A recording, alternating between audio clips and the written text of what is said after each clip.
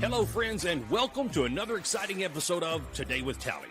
The mission and goal of this podcast is to bring an engaging conversation that will add value to the lives of everyday people. We will inspire, encourage, educate, and tell the stories of America's finest men and women in an effort to motivate you to live your life to its fullest potential. Be sure to follow us on social media and search Today with Tally. Be sure to subscribe, follow, and share the program as well. Ladies and gentlemen, your host of the evening, Mr. Brian Tally.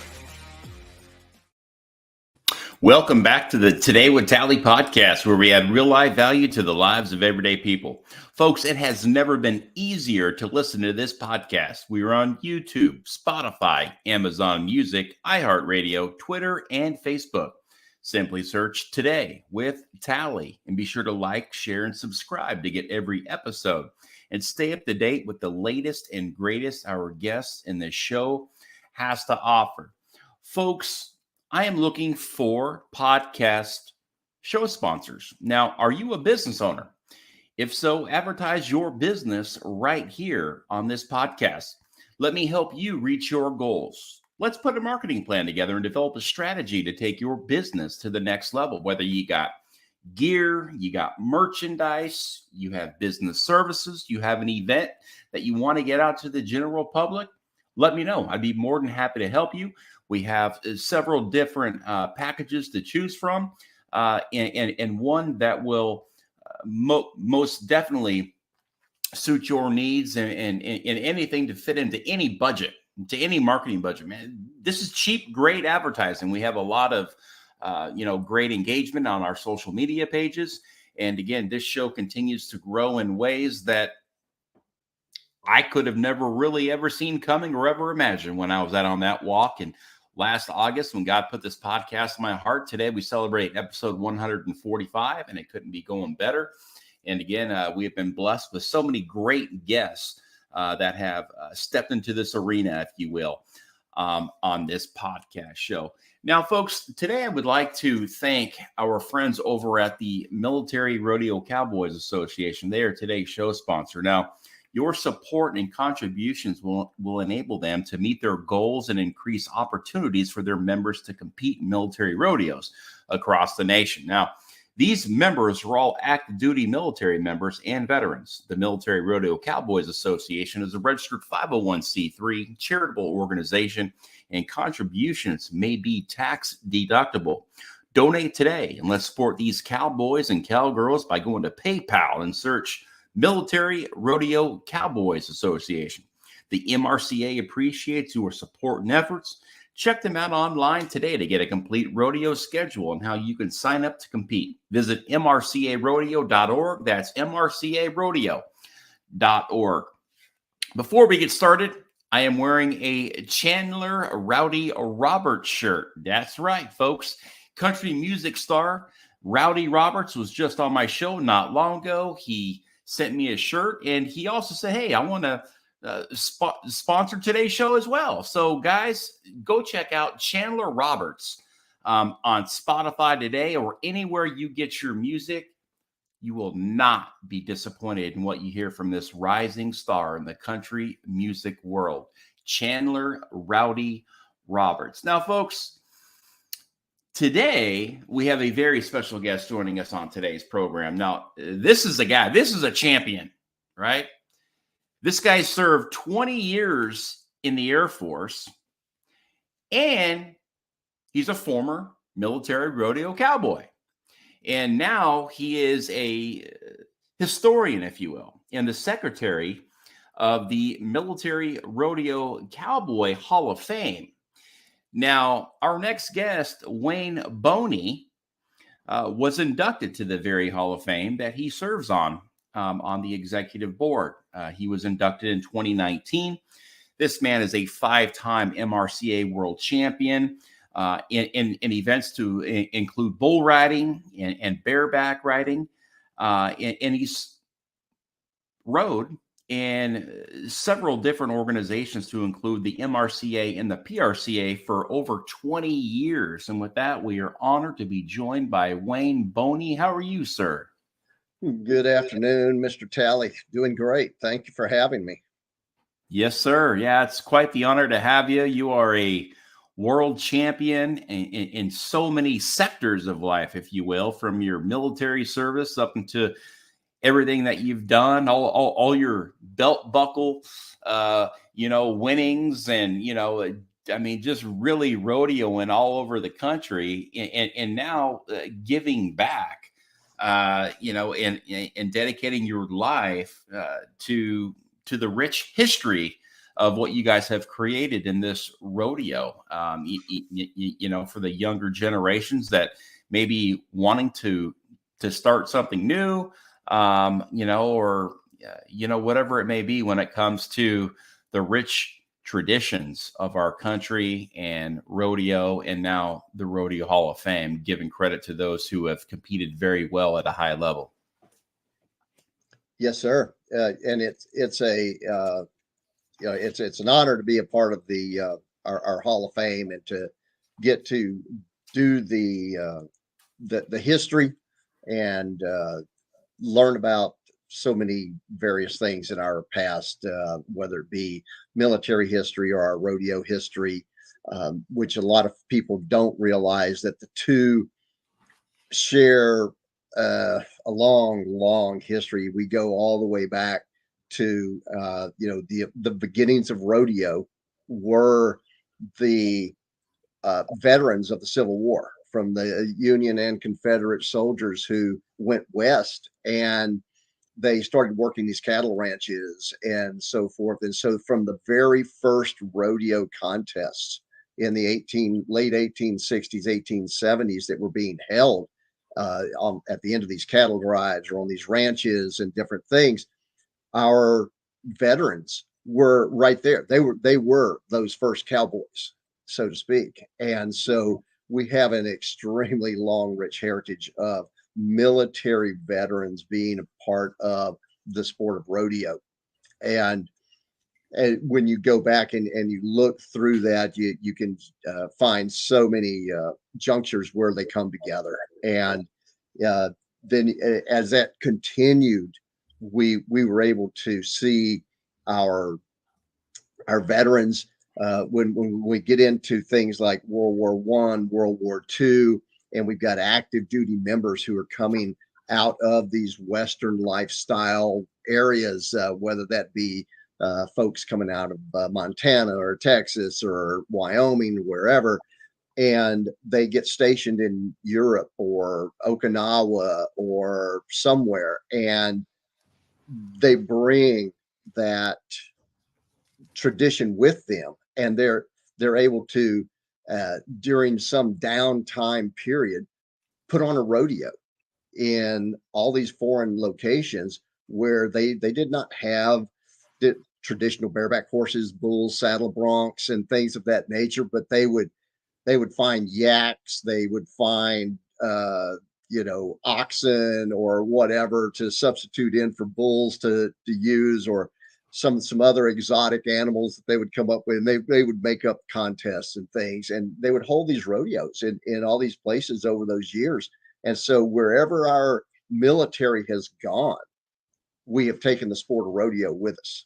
And so even that continued right on through the 60s and the 70s, the 80s, where we had a European Rodeo Association that ran for 30 years in Europe, which benefited a lot of our military folks active duty there.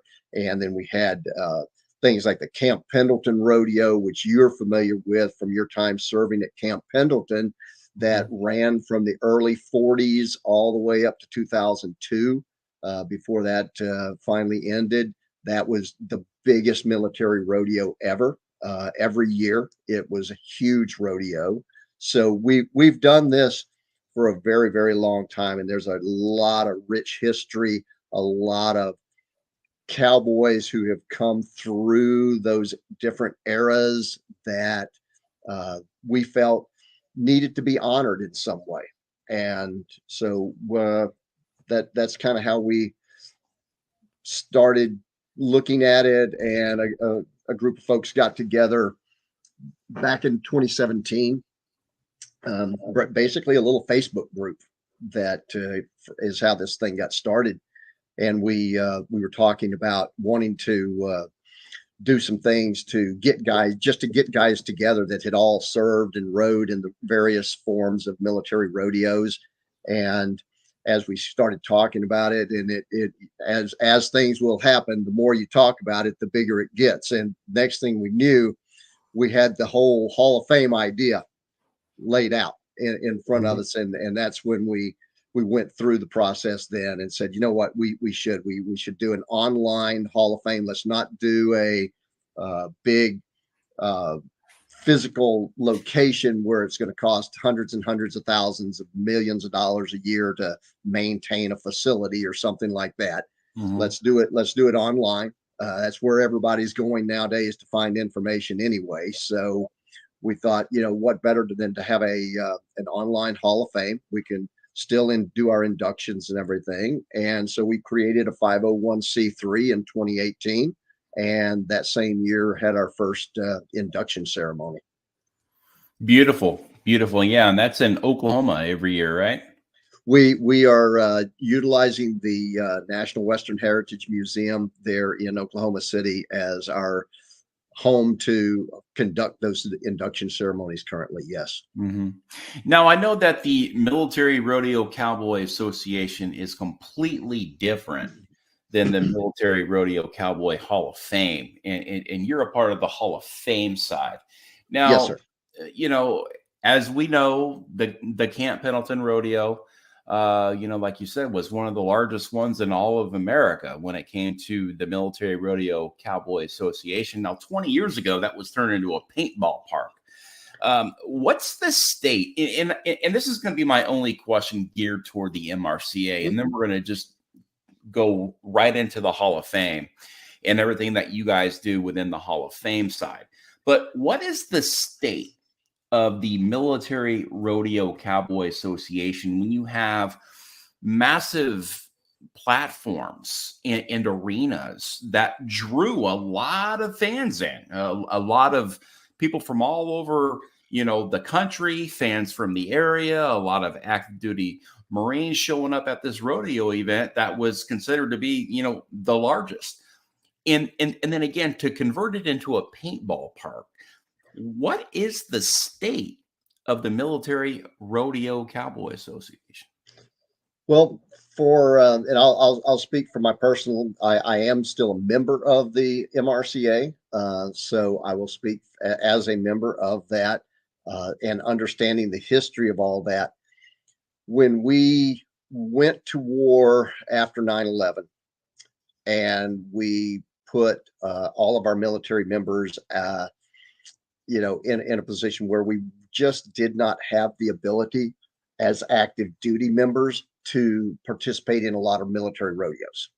We were on long rotations back and forth between the Middle East and bases such as Pendleton or wherever, and it took a toll on our ability to put rodeos on because we had a lack of contestants per se. And so that created a point in time where the association back in 2000, 2001 decided they were going to kind of mothball everything and put it on ice for a little while. And then we got to about 2018. And so a group of folks got together and thought, you know what, it's time to bring the MRCA back. We need to start having military rodeos again. We're drawing things down in the Middle East. So let's, our guys aren't on those constant rotations now. We should be able to find active duty members as well as a large preponderance of veterans that are interested in military rodeo again. So we've as an association have started to reach out and start to hold rodeo events across the country. And it's a slow slog. It's a battle to get your name out there, make all the contacts. You go through a lot of the same things, trying to find sponsors for your program here, on the air. That when you're trying to get other people to bring money to the plate and help you out, there's a struggle. And so they're still making progress, trying to put rodeos on, but it is always a struggle to find that corporate sponsorship, find that, those locations where a rodeo can be profitable to get an organization to help put one on or whatever. So it's growing and it's getting stronger, but it's a slow slog. It's not an overnight thing. Hmm. Yeah, I don't know how much more American you can get than rodeo, than apple pie, if you will. And these active duty military members and veterans alike, adrenaline therapy has become a huge coping strategy for so many folks in the active duty world and veterans. And we look at rodeo, I mean, that's adrenaline therapy. And you're a bull rider, you're a bareback rider, you're a chute dogger. You understand that it does something for your mental state. It completely takes you out of that element of perhaps going through some hard times or some challenging times. And it completely clears your mind, at least for the time you're in the chutes or you're really getting after it in that weekend of rodeo, with the camaraderie and going on road trips and all that neat and exciting stuff that comes along with the sport of rodeo. Have you seen an incline, if you will, in people starting to rodeo again because of post-traumatic stress, and perhaps what rodeo can do to help fill that gap? We do. We see that as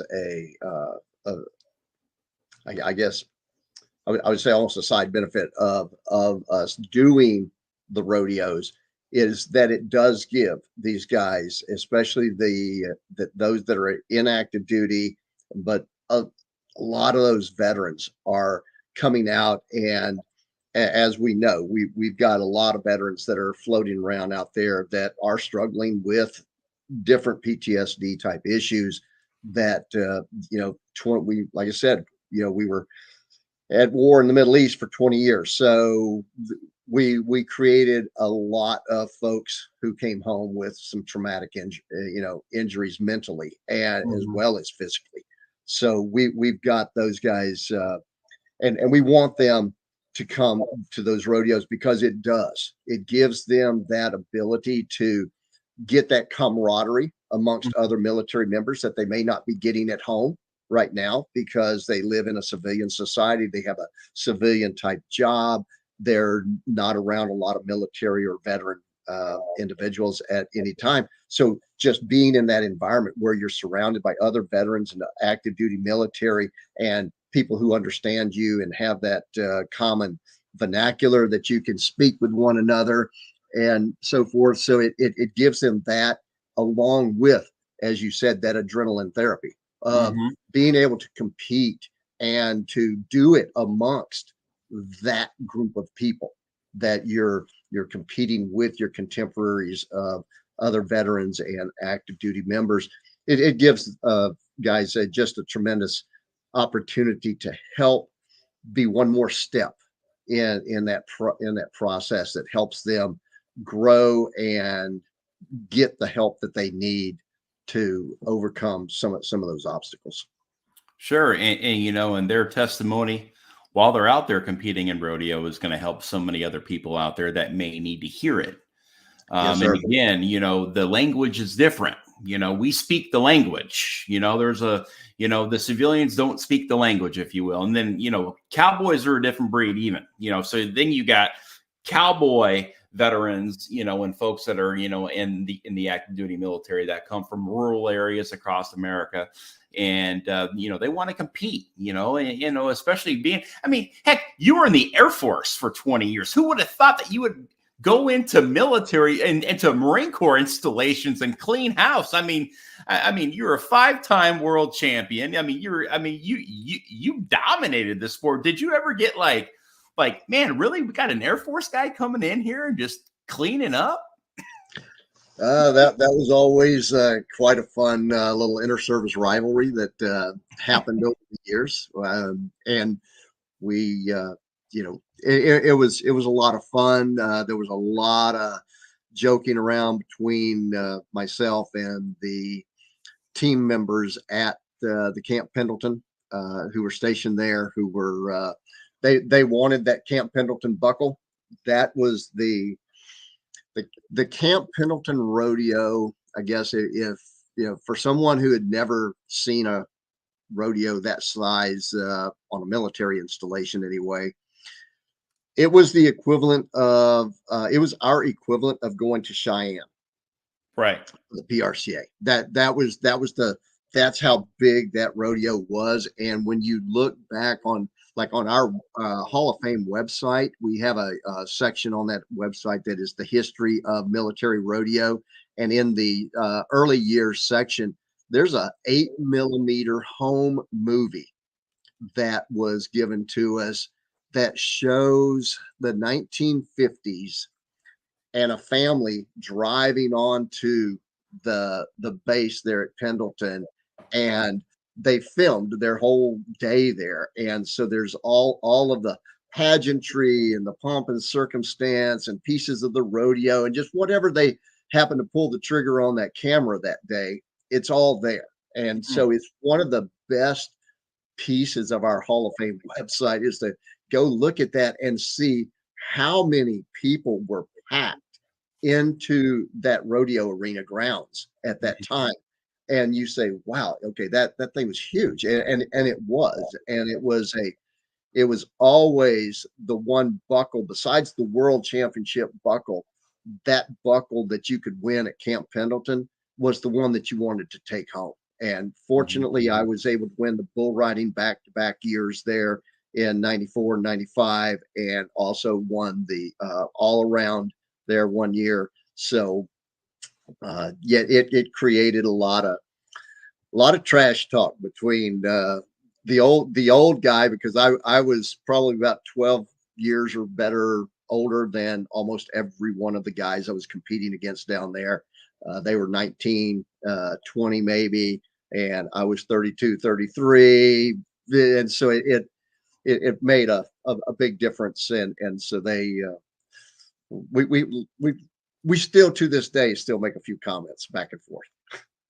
Yeah, I like how you compared the old Camp Pendleton rodeo to the granddaddy of them all, Cheyenne and the PRCA. I know that.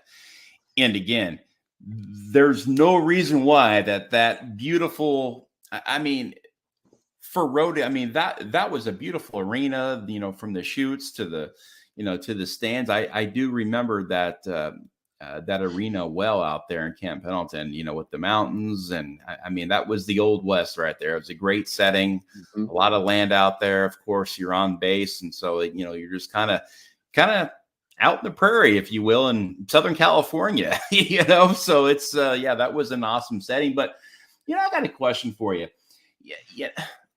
It's no secret that you may be the most decorated cowboy in military rodeo history. And, you also served a 20-year military career. How did you balance those two out? Well, like everything, life is choices, as my friend Lyle Sankey likes to say.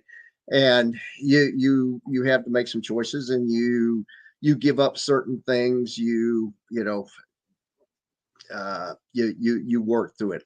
For me, I made that decision that I wanted to rodeo and also serve. And so, and a lot of guys wanted to do the same thing and didn't get that opportunity. But I was able to go in and speak with my commanding officer at every base that I was at, whether it was North Dakota, whether it was Wichita, Kansas, whether it was Norton Air Force Base in Southern California. When I met up with which is where I found military rodeo, was when I got to California.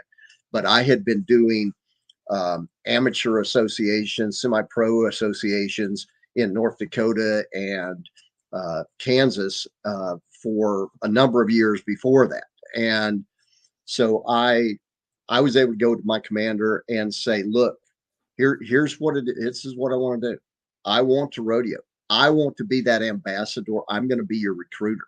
I will go out and I will be the best representative for the Air Force that you've ever seen if you will let me go to these rodeos. And with that, I will make the commitment to you that on, Monday morning, I happen to have a career field job that was pretty much Monday through Friday. So I had my weekends fairly free. My commitment was I'll be there on Monday mornings to go to work, regardless. And I will represent myself well while I'm out there. And if you will just allow me the opportunity to go and, help me adjust schedules or whatever here and there to take time to be able to get to these rodeos. And that I would make the commitment that I would go to a rodeo school and get the training that I needed in my events every year that I competed. And that's what I did. And so that was my commitment to them. And I got a yes answer from every one of them. Mm-hmm. And they looked at me a little askew sometimes when I drug in there on a Monday morning with, 6 broke ribs or something and couldn't move. And, when I was at my desk and I was ready to go to work and, followed by a quick shot over to the hospital to get some things checked out or whatever, maybe. But they knew that I kept my commitment to them.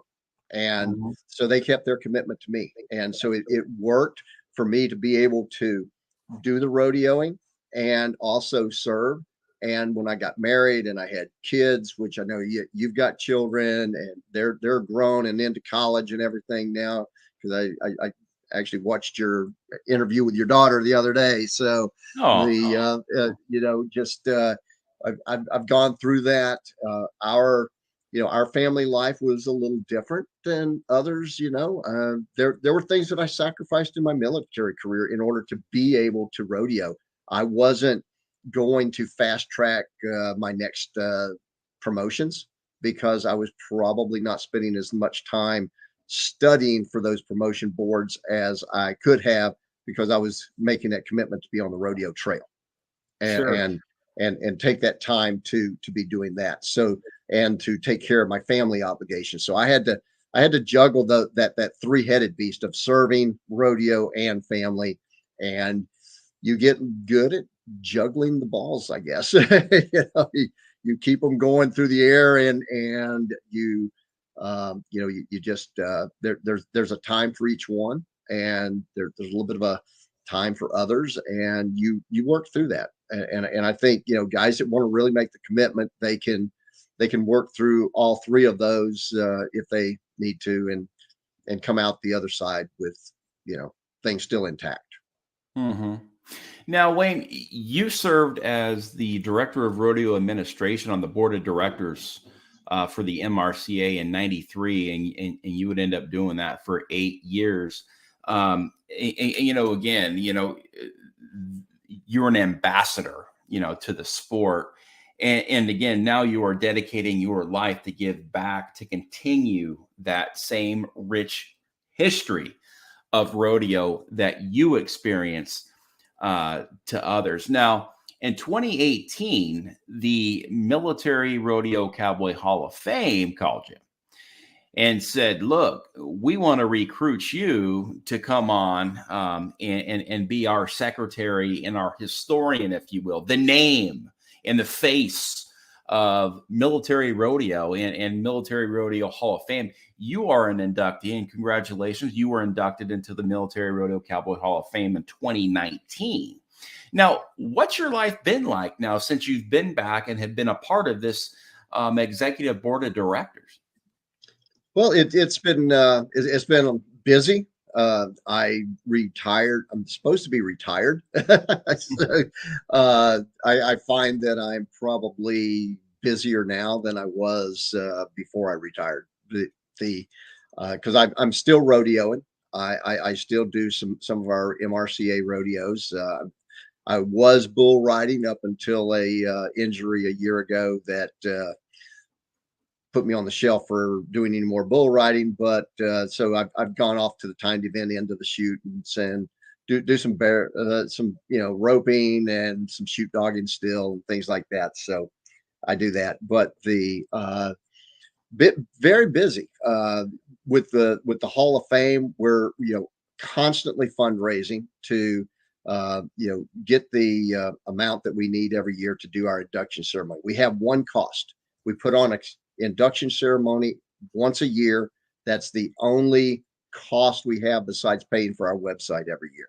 And that takes us $20,000 a year to build that up, to be able to pay for all the expenses of that induction ceremony. So I spent a lot of time doing fundraising for that, along with my rodeoing, and also researching history of military rodeo and keeping the story of military rodeo updated on our website, so that anybody that comes in there to our Hall of Fame can see what military rodeo is all about. And also keeping up with all the record books from the association, and keeping that updated as to if anybody's broken new record or anything like that. We want to make sure we get that up on our website also. And then we have our selection committee every year that sits, and they go through the nominations and they work through that. And I work with them, recording their deliberations, and make sure that they have any information that they need from a historical perspective to justify any of the claims that might have been made in any particular nomination. So we go through that. Then I work with them. They make their selections, and our board meets, and we choose to either accept or reject their nomination package. Mm-hmm. And then once we do that, we start with I have to then start writing all the publicity stuff for the announcements, and so a lot of publicity releases that have to go out, a lot of information that has to flow. So I have to write the history for each one of the new inductees and get that ready to go, and then plan the event itself for our induction ceremony. So just all of that, a lot to do, keeps me busy, and gives me a chance to just on a pretty daily basis to get in there and dig around in all of that. But we stay very busy out here doing a lot of stuff. Yeah, sure.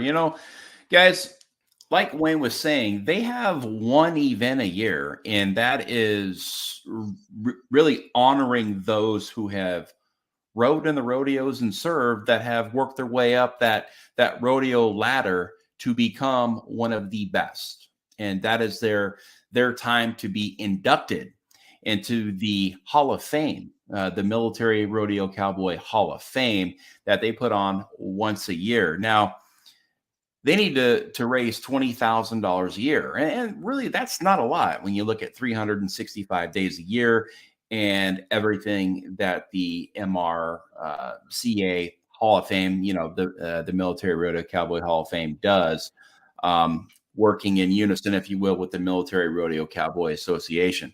Now, they have a bunch of different donation levels, and I'm going to put that on tonight's show link, so you can go directly to PayPal, or you could even send checks or money orders directly to the Military Rodeo Cowboy Hall of Fame. Now, also know that the Military Rodeo Cowboy Hall of Fame is a nonprofit 501c3 organization that you can get these donations written off. And again, you are going to be helping one of the most honorable and transparent organizations that there really is in the military and veteran community when you look at nonprofits. Now, I want you to explain what it's like for that selection process to get these cowboys and cowgirls to be nominated to perhaps be inducted into the Hall of Fame. I mean, look, not everybody's going to be a Wayne Boney. You go out there and you're a 5-time world champion, and you've been doing this for over 20 years, and you compete in every event there is, and you bring home belt buckles and purses like nobody else. So, I mean, there's probably not a lot of guys like you out there. And again, I think that's why you've been a very successful ambassador to the sport and to the Military Rodeo Cowboy Hall of Fame. as being, again, the name and the face of it. But how do you guys sit down as a board to figure out that guy or that gal is Hall of Fame worthy? Well, the whole process is driven by the public for the most part. We, as a board, actually made the decision that we, as board members, were not going to select the people that would go to the Hall of Fame. So what we do is we appoint, and through volunteers that happen to be former military rodeo contestants or other some of the folks have been stock contractors, some of the folks have been rodeo secretaries, some have been people that have served as committee members putting on rodeos for the military. And we get volunteers from those groups of people to sit on what we call our selection committee. And it sometimes is 5 people, sometimes it's 7 people, depending on who all has volunteered that year. But we don't release those names.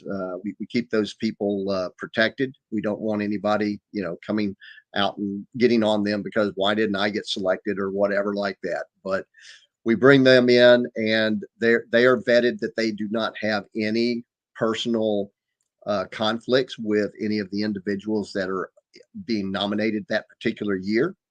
And so that's the group that will review all of the nomination packages. As to getting the nomination packages, that is done by going to our website. And if you know of someone who has competed in military rodeo, whether they were in the MRCA or not, is not required. They could have been in the European Rodeo Association. They could have been before we had actual organized associations. But if you believe that that their accomplishments in the rodeo arena were significant enough to warrant getting into the Hall of Fame, there's a downloadable package there on our website that you can download. You can fill that in and follow the instructions for submitting that to our organization in an email, and along with any backup documentation, pictures, records. It could be rodeo programs where the individual's name happens to appear where they competed and things like that. So whatever you feel is justifiable to help nominate that person. And then my actual job is to take all of those nominations, pull each of those packages together in a coherent fashion, and then hand those to that selection committee on the day that we hold that meeting in the summer, and say, okay, here's your 12, 18, 21 that you're going to be considering this year.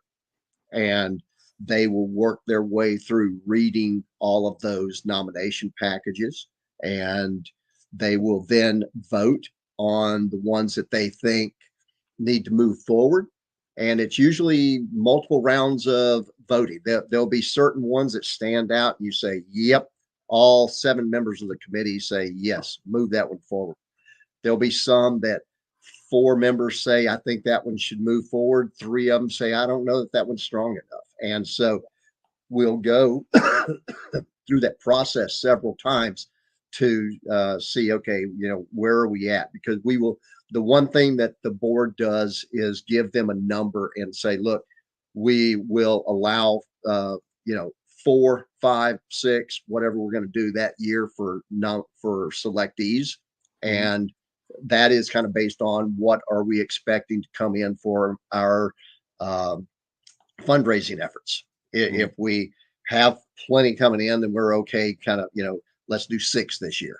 If we're squeezing the funds pretty tight, maybe we don't have the funds to really pay for doing but 5 this year or 4. And so we'll tell them that, okay, you have to narrow down this list to, either the 4 or the 5 or whatever it's going to be.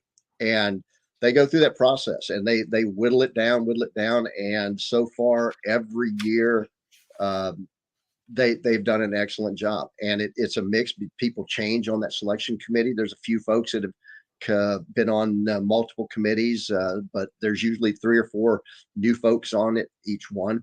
Our president of the Hall of Fame actually sits as he is a member of the selection committee, only there for guidance and tie vote breaking if needed. And other than that, he just kind of herds the chickens, so to speak, as they're going through their process. And then I like to say, I sit on that meeting strictly as a recorder to record all of the proceedings. And then we work through that, and we come out the end with a list of inductees that we're going to move forward with. And when you look at the folks that we have inducted over the years, it's we've got a lot of notables in there. Some of them never competed in a single military rodeo, but they were a huge backer of those rodeos, helping to get things started, helping to get teams permissive TDY orders to be able to leave the bases and go out on the road to be able to go do rodeos for a period of time. Or like we had Alan Jacob last year, who founded the European Rodeo Cowboys Association. He was inducted last year, and he put on rodeos in Europe for the Army and the Air Force over there for 30 years. And it was huge getting him inducted last year because of what he meant in the amount of money that was raised through those rodeos to go back into the Army morale welfare funds to help build other welfare activities that our folks that were stationed overseas could use. So right, that's kind of the process that we use to get people into the Hall of Fame. And it's it's a big momentum building thing. When we get through the summer, and we start when we're able to finally do those press releases and get that out to all the newspapers and the radio stations, TV stations in the local areas where each one of our new inductees happens to live. And then we'll get that out to everybody, and then start selling tickets to the event. And this last year we were pretty much sold out because everybody was wanting to be there for Alan's induction. And of course, we were doing it posthumously. Alan had passed away a number of years ago, but there were a lot of people that rodeoed in his rodeos that were able to be there and support that. And fortunately, we've been able to televise that or at least film all of our ceremonies. So all of our ceremonies from 2018 forward, you can go to our website and actually look at watch the ceremony and see each person's induction. We go through the whole process of reading off their accomplishments and their Hall of Fame bio that will reside on the website. And then they get a chance to, give a little speech and, talk about their history and everything. And there's as we said last year when PRCA World Champion bull rider Scott Mendez, who's now got a ministry, and he's also got a video and movie making business that he's running. He was there actually doing the filming for us last year. And as he said, as we were going through that process, he said, I looked over at it and said, yeah, we have a little ocular condensation going on over there, because you get some of these guys talking about their days doing this, and it's moving. And, you look out in that audience, and there's a few non-dry eyes out in the audience as folks sit there and listen to those speeches. So it's a lot of fun. Sure. Ladies and gentlemen, we are being joined by Mr. Wayne Boney, who is a 5-time MRCA World Champion in several different events, to include bareback riding and bull riding. Now, be a champion. These guys put on an event every single year to honor those who rode and served in the military rodeos.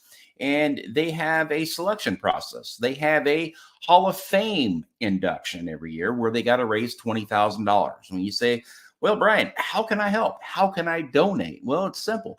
The first thing I want you to do is head on over to their website, MRCHOF.com. That's MRCHOF.com, which stands for Military Rodeo Cowboy Hall of Fame. MRCHOF.com. And there are several ways to donate. There's a world champion donation, that's $10,000. There is a gold buckle donation, that is $5,000.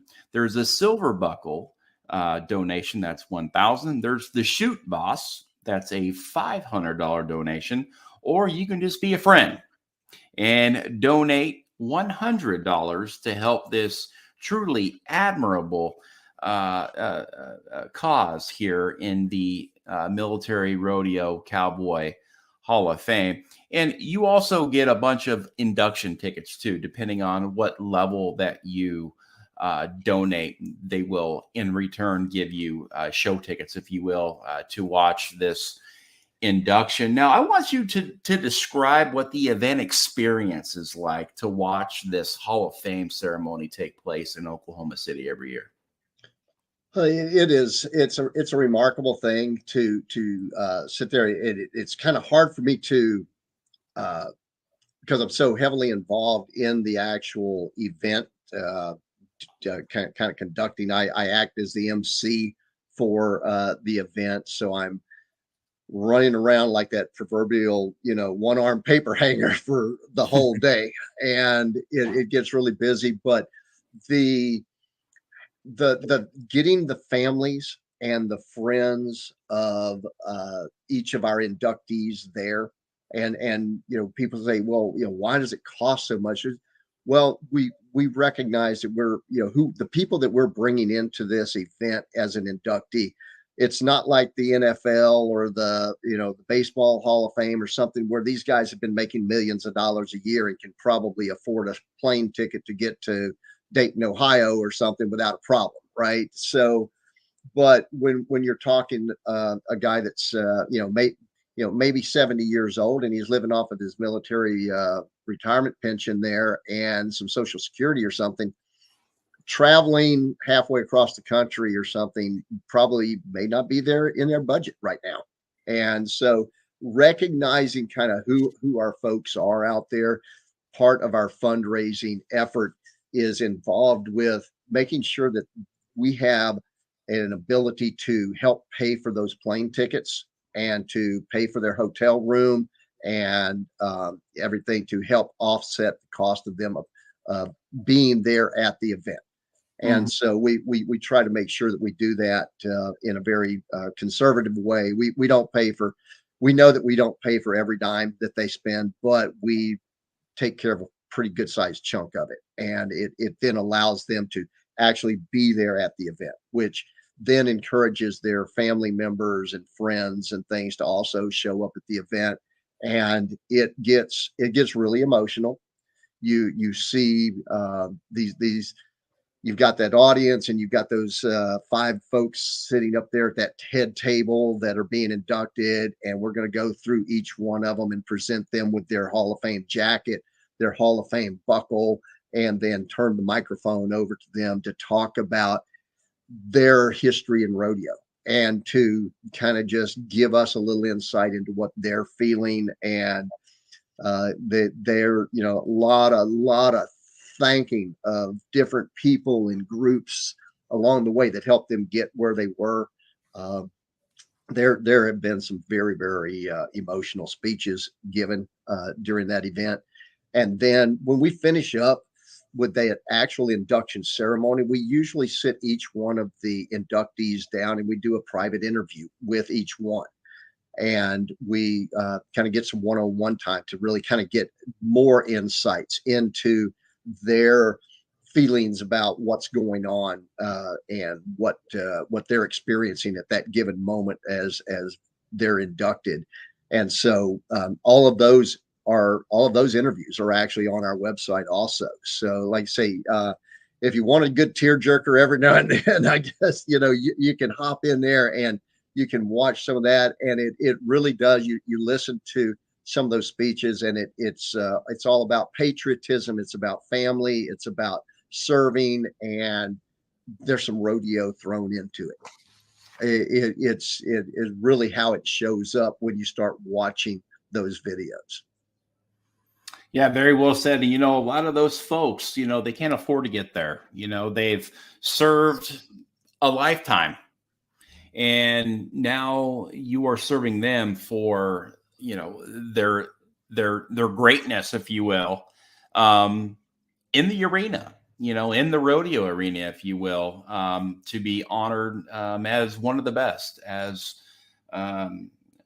historians, if you will, now after they get that induction. Now, folks, rodeo is perhaps the most recognizable symbol of America's freedom, spirit, and individualism is that of the American cowboy.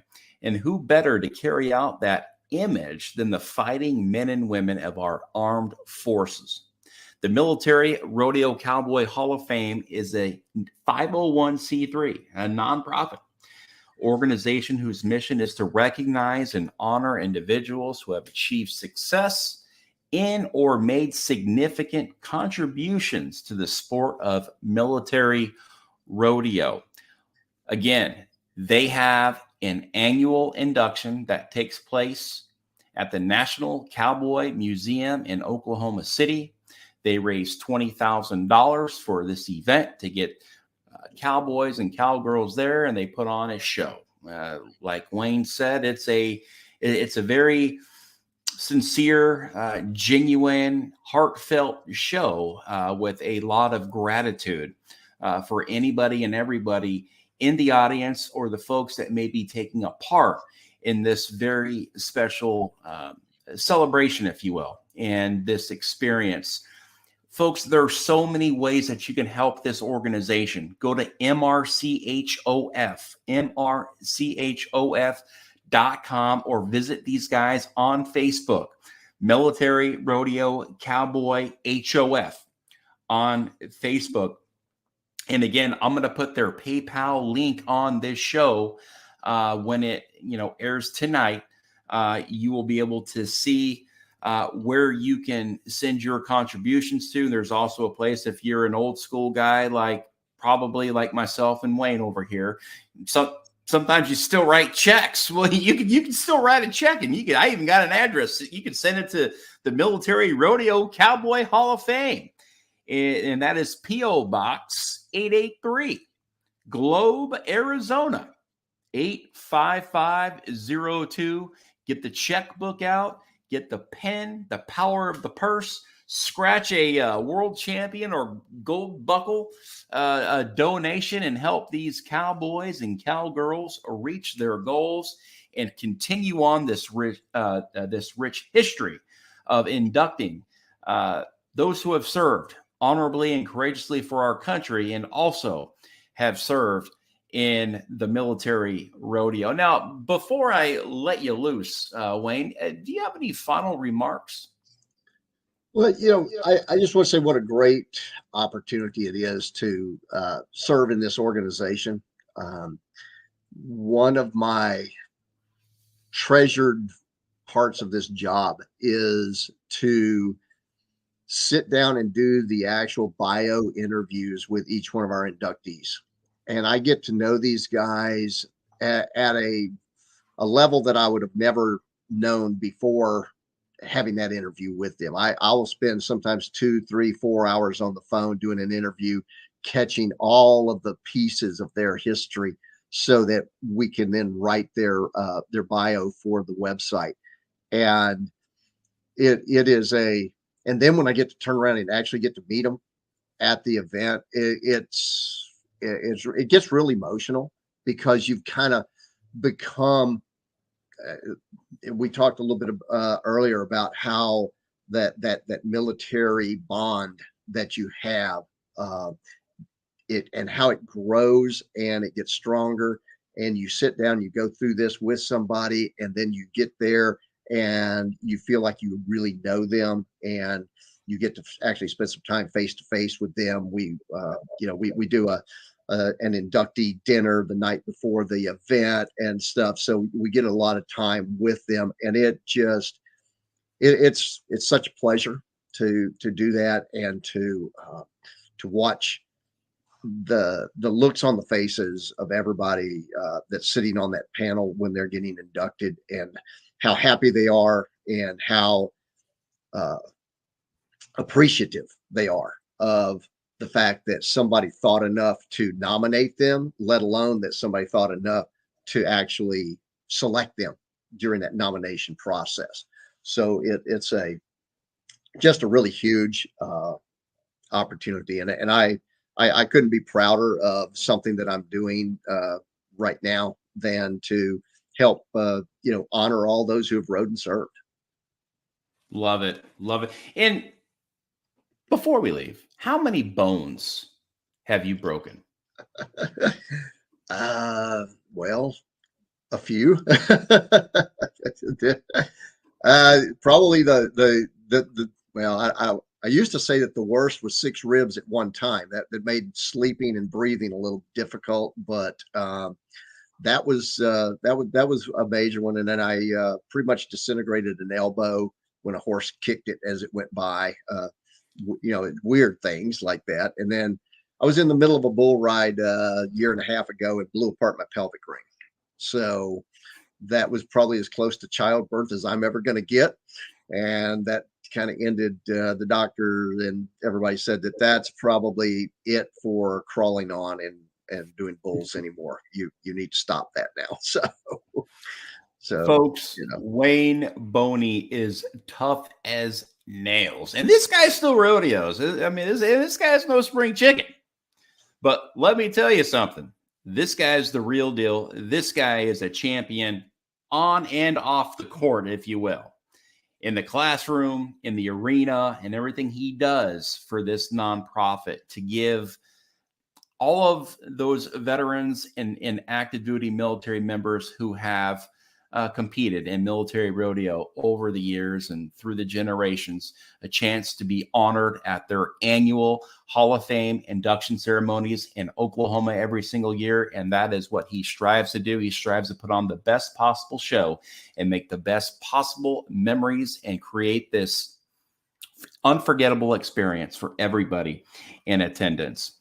And with that, Wayne, we sincerely appreciate everything you have done and continue to do in the military and veteran community. Your service, sacrifice, and dedication to our great nation is truly admirable. Thank you. Appreciate you having us on. Yes, sir. The honor is all mine. You're a great man, and you're a great American. Thank you. And thank you for keeping the Old West spirit alive. We need that in America. Yes, we do. Yes, we do. Folks, remember to stay inspired, stay encouraged, stay motivated, and always stay in the fight. Until next time, for Today with Tally, this is Brian Tally. Good night, Semper Fi.